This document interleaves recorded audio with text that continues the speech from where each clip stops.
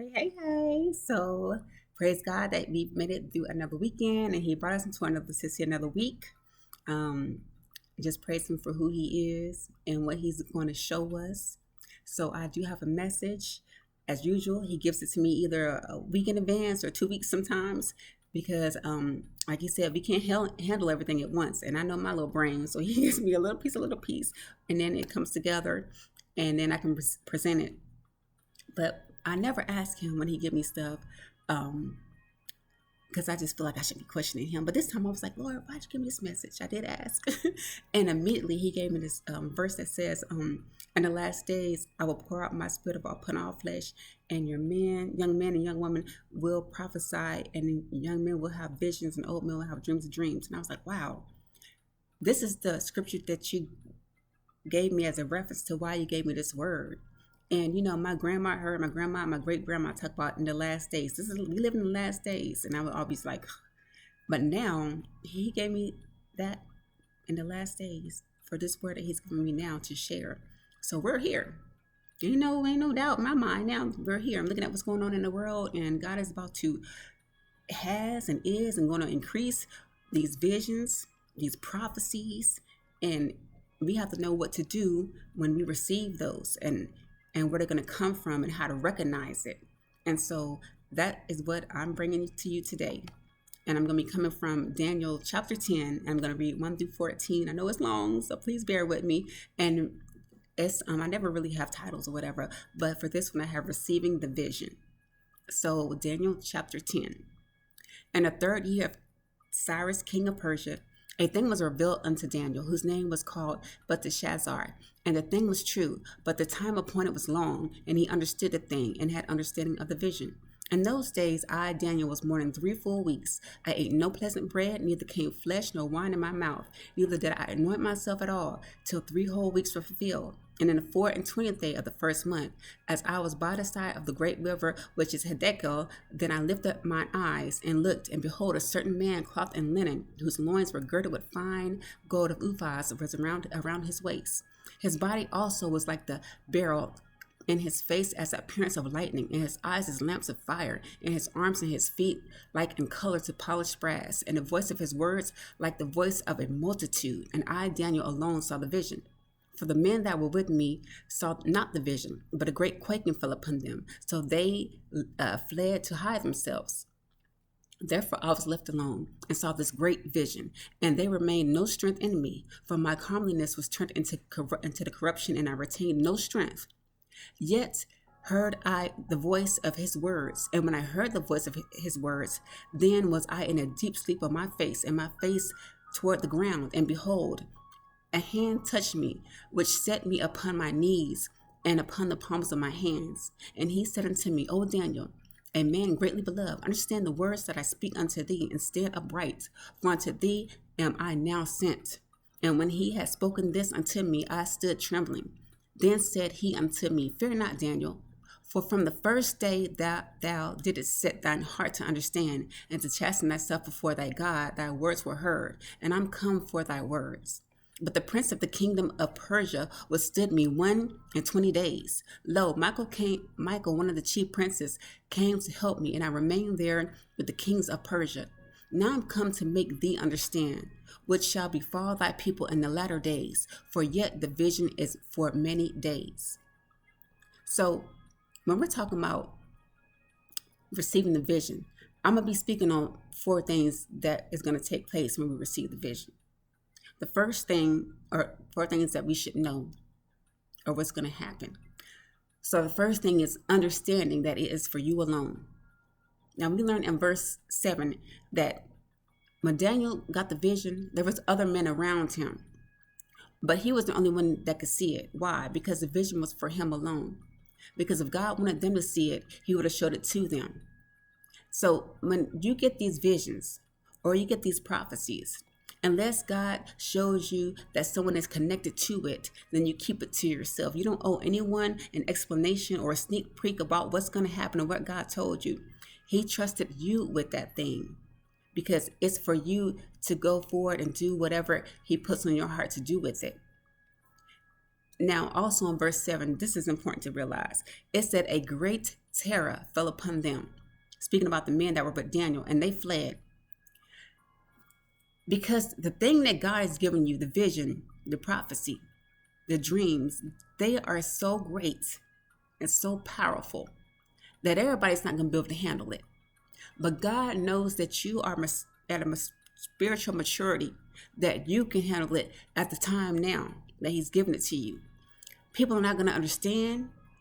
They're not going to comprehend. They're going to, if you do tell someone, they're going to believe it's make-believe, that you can't do it, that it looks impossible. That is why God gave it to you, not them. So keep it to yourself. Don't tell nobody what God gave you unless He also told you that they are connected to that vision. The second thing that Daniel did is positioned himself to gain understanding. Verse 2 lets us know that he mourned for 3 weeks. He had this vision, and he seen war, and he wanted to have an understanding of what was going on because that thing got to his spirit. So he was like, you know what? I'm going to put this flesh out of commission right now because I need my spirit to connect to the Lord so He can commune. I can commune with Him and I can get this answer because I got to know what this vision is about. God did not give me this thing to sit on. He gave this to me for a reason. So he didn't eat no food, he didn't drink no wine, and he didn't anoint himself until after the 3 weeks were fulfilled. In other words, he fasted. And then in verse 12, because he fasted, it lets us know what happened. Because he fasted and positioned himself. Verse 12 says, the angel Gabriel came, and he said unto him, fear not, Daniel, for the first day I heard you, because you set your heart to understand. So we just can't get something in a vision and a dream and just let it go. We have to position ourselves for understanding, set our hearts to want to understand what God gave us. Because if He gave it to us, it's important to Him and it should be important to us. And it's just not for us also. And then He said, you chasten yourself before thy God. Meaning you, any impurity that you had, you fasted. You prayed against it. So the flesh could be at its weakest. So your spirit can rise. So your spirit can be more powerful because, this flesh don't want to hear what God has said. So that's what we fast. And then He said, because you did these 2 things, I heard your words and here I am to give you the understanding of what you're asking for, what you've seen in the vision. We don't just fast. We fast to suffocate the flesh so that the spirit can dwell without confrontation. We fast so that we can spiritually connect to the Lord because God communes with us through the Spirit. And that is how Daniel's call was heard. Number 3, we have to recognize a spiritual encounter. A lot of the time we miss when we're having a spiritual encounter. When our spirit rises, when we've been praying for something, Daniel, he knew that vision was for him and for him alone because he had been praying for an answer. He had his vision. He was praying. He wanted the understanding. In his heart, he wanted the understanding. In verse 9, it says, he heard the sound of the one that was speaking to him, the angel. But he felt like he was in a deep sleep. His face was on the ground. Daniel's flesh, because he fasted, his flesh was weak. It was in full submission. He was in a bow. It was in a bowed down state. What the word said, every knee shall bow. This flesh ain't gonna do nothing when God come but bow. Whether you want to or not, it has to bow to the master. And all he could do is listen, which that's what he desired to do. But his flesh was in submission. He found his face down on the ground. He could move, but he could hear what needed to be heard. He said, I retained no strength because he deprived the flesh from what was keeping it strong when he fasted. Now, God is waiting to answer us. He wants to share what he has for us, but nothing can happen. And nothing is happening because we have given the flesh too much power and we are afraid to be broken like Daniel was. And when I say broken, I mean broken as in down, not down or defeated. I mean separated from the flesh, putting it under submission. Because it's not the flesh that praises and worship God, nor is it the flesh that obeys the orders of the Lord. It's the spirit within. And the majority of the things that we do are flesh-led because we haven't allowed the separation from flesh to even tap into the things which are spiritual. So even David, if you go read, he said his strength is made perfect in weakness. Why did David say that? My strength is made perfect in weakness. Because in weakness, our spirit can connect with God. God answers in the spirit. God will never speak to your flesh concerning the spiritual things because they can't comprehend it. The flesh wars with the spirit. The flesh wants to override the spirit. The flesh longs to sin, but the spirit longs to do the will of God. They are complete opposites. That's why fasting is important. And that's why Daniel's call to have understanding of the vision was answered. Fasting confuses the enemy. He see it as self-sabotage. Oh, they weak. He think the flesh is everything. In his eyes, it is. That's why he went to Jesus after he was fasting for 40 days and 40 nights. He was like, oh, he weak. He didn't self-sabotage himself. But while the enemy looks at it as an opportunity for temptation, we are ever more strengthened in the spirit. And that is why we continue to rise stronger after a fast. We should be stronger after a fast. If you don't find no strength after a fast, you got to go to the Lord and ask him how to do it correctly. And you got to learn how to keep your mouth closed when you are fasting, because it's a secret between you and him, or you and him and whoever else you are doing it with, not for the world. I know everyone was doing a 21-day fast. It seemed like I ain't tell nobody, but so many different people from so many different churches. Oh yeah, we're fasting. I'm thinking in my mind, that's between you and your church and God.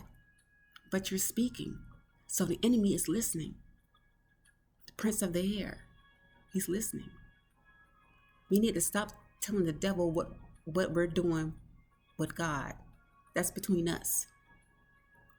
Because the flesh doesn't desire to rise. They don't want you to rise. They don't want to rise and be subjected to God's will. The flesh rather us stay down and be confined to sin. But it is the spiritual connections to God that help us rise with a different mindset, rejuvenate in the spirit with power and understanding when we fast. The fourth thing we have to do is hold on to the vision. Daniel 10:13 says, but the prince of the kingdom of Persia, which is an evil entity, withstood me 121 days. So I heard you from the first day, but as I was going up and I was coming down, I got into this war. I got into this battle, this fight with this evil entity, because they didn't want me to release what God had for you. And it kept me held up for 21 days. And I had to call Michael, the chief prince, the archangel, to come and help me. And I remained there with the kings of Persia. But now I am here to make you understand what should fall on the people in the latter days. For yet the vision is for many days. So even though I'm here and I'm sharing this, it's still going to be some time for it to actually take place. But I'm going to let you know what it means while I am here, so that you can be ready. But when it begins to take place, you can have an understanding of what is happening. So it may take some time for whatever God gives you in the vision or the prophecy or the dream to happen. But don't be discouraged or feel that God has forgotten, that he's not going to do what he said, because his word never returns back void. And only the enemy will make you think that you misunderstood, or that you got it wrong, or it's all in your mind. That's why you don't tell people. Because when people don't see it, they're going to question you. And it's not for them, it's for you. Unless, like I said, God tells you to speak it at a specific time, which he probably told Daniel that further down, but I didn't have that to read further down. But I might go back and read it and let you know. But I know when God gives me things, certain things he says speak now, certain things he says pray about, certain things he tells me I could tell to one person, certain things are for the mass of people. But God will let you know that, not man, because man does not know what God tells you unless that person is a part of what God tells you. He needs y'all to connect and do this thing together. But hold on to the vision until God gives you clarity and instruction on what to do with it. Because like I said, it affects more than just you. It affects more than just you. So when we receive the vision, we are going to keep it to ourselves. Unless God says to give it to someone that is connected to it, we're going to position ourselves for understanding. We're going to recognize when we're having a spiritual encounter to understand that, hey, okay, I'm receiving what I prayed for. It's here now. This thing that I'm feeling is spiritual. And then we're going to hold on to the vision. We're not going to let it go just because it is not happening right now. Because like he said with him, it's still more days to come. So don't think it's immediate. And just because it's not immediate, you don't see it immediate, you might not never see it, don't mean that it's not going to happen, because God is not a God that he shall lie. So I just love you, and I pray that this blesses you. And I'm just so ready to see what else God has for us in the coming up future, because I know something big is coming. And I just can't always say what he gets me to say, but the things that he has given me to share with you, I just pray that you really take it to heart. So I love you and be blessed.